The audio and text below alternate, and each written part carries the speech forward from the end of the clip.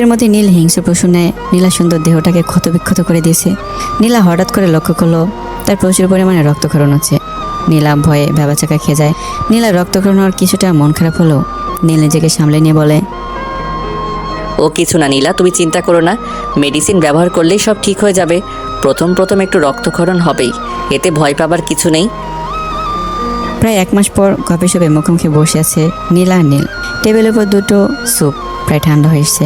নীলা মুখ নিচু করে নিজে স্যুপ একটা চামচ দিয়ে নাড়াচাড়ি করছে। নীল হাতের মোবাইলে কি যেন সব ঘুটঘাট করতে ব্যস্ত। তারপর কি যেন মনে মনে পড়াতে মুখ তুলে বলল, হ্যাঁ বলো, কি জন্য ডেকেছো আজ? না মানে কি তোতলাচ্ছ কেন, ঠিক করে বলো। আমার না কেমন যেন ভয় ভয় লাগছে। ভয়? কিসের ভয়? গত মাসে পিরিয়ড হয়নি, এই মাসের ডেট পেরিয়ে গিয়েছে, বাড়িতে কিছু বলতে পারছি না, খুব অসহায় লাগছে। এসব নিয়ে এত ভাবনার কি আছে? হয়নি হবে, 2 দিন দেরি না হয় হলো, তাতে অসুবিধার কি হয়েছে? তুমি বুঝতে পারবে না, আমার মনে কেমন যেন একটা খারাপ ধারণা জন্মাচ্ছে। তোমার মনটাই খারাপ, থামো তো। সব কিছুতে একটা না একটা ফালতু কথা না বললে তোমার দিন কাটে না। আমি কিন্তু সিরিয়াস, আই হোপ তুমিও ব্যাপারটা সিরিয়াসলি নিবে। সিরিয়াসলি নিয়ে কি ঘোড়ার মাথা হবে? আরও কয়েকদিন অপেক্ষা করো, তারপর যদি অসুবিধা হয় তো ডাক্তার দেখাও। আমি ডাক্তার দেখিয়েছি লুকিয়ে লুকিয়ে, কাল বা পরশুর মধ্যে রিপোর্ট এসে যাবে। খুব ভালো কথা, কিন্তু এতে আমি কি করব জানতে পারি কি? না মানে কি জন্য ডেকেছো সেটা বলো। দেখো, আমি বাচ্চা মেয়ে নই, আর কি হতে চলেছে সেটা হয়তো একটু হলেও আন্দাজ করতে পারছি, তাই বললাম আর কি।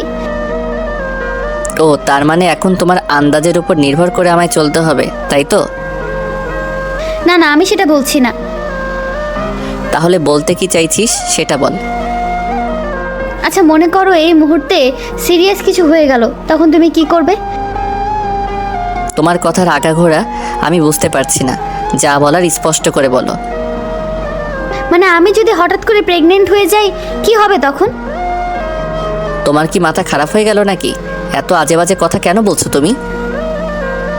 না গো, আজে বাজে না, আমি এমনি জানতে চাইছি।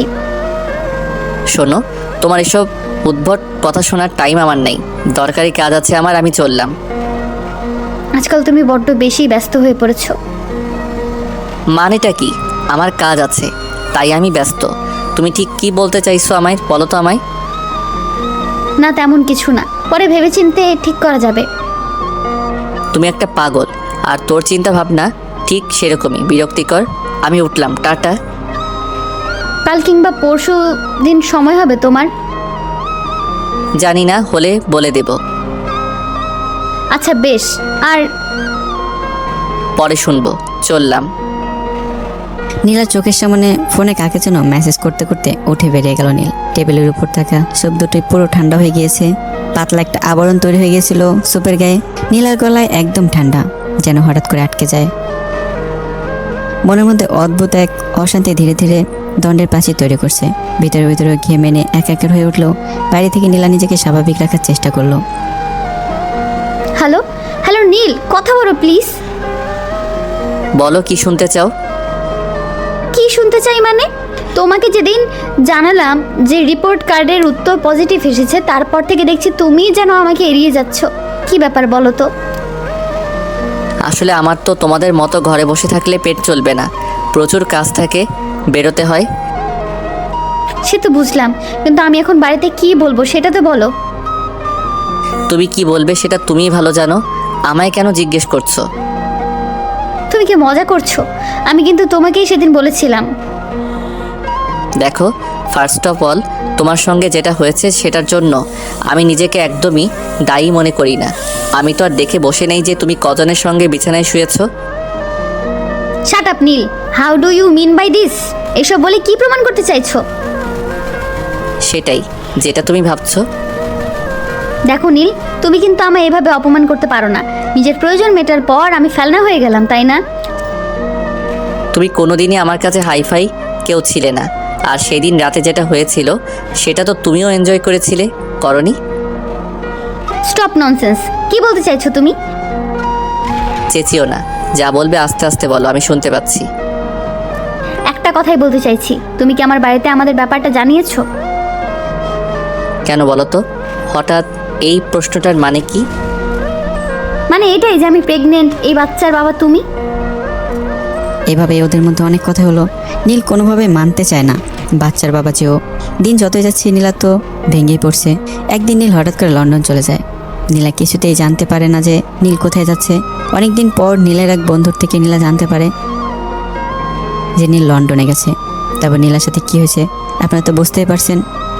শোনো হে বোন, একটা ছেলেকে তোমার ভালো লাগবে, পছন্দ হবে, তাকে ভালোবাসবা, এটা স্বাভাবিক ব্যাপার। তার জন্য যে তোমার ভালোবাসা প্রমাণ দিতে হবে, নিজের ইজ্জত দিয়ে এমন ভালোবাসা কাউকে বেশো না।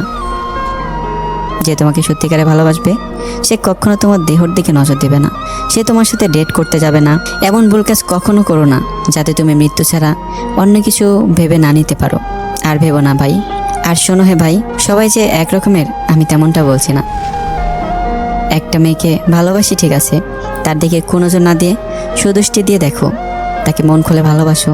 তবে তার সাথে ডেট করার জন্য নয়, তাকে পাওয়ার আসে তাকে ভালোবাসো। তাকে নিয়ে 1000 বছর বাঁচার স্বপ্ন দেখো। একটা মেয়ের ইজ্জত নিয়ে তুমি পৃথিবীতে অনেক আনন্দে থাকতে পারবে, কিন্তু পরপারে কি করবে তুমি? 5-10 মিনিটের সুখের জন্য ইহকাল এবং পরকাল কী কারণে নষ্ট করো?